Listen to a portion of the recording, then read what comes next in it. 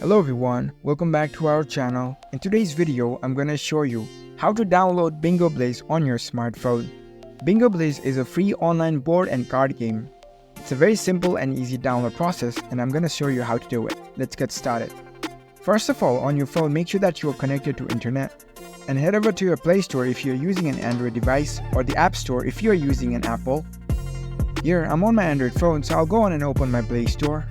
Once you're in the Play Store, tap on the search icon at the bottom of your screen, or tap on the search bar at the top, or type in Bingo Blitz and search for it. In the search results, you'll see the official Bingo Blitz app. It should have this logo. Once you find this app, you can see the install button right next to the app icon. You can tap on it to download this app into your device. You'll see a get button if you're using an iPhone. So tap on it to download this app.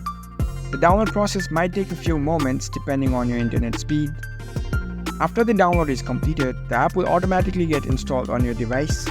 Here you can see the play button. You can tap on it and it will launch the app on your phone.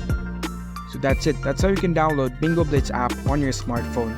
If you found this video helpful, don't forget to give this video a thumbs up and subscribe to our channel for more tech tips. Thank you for watching.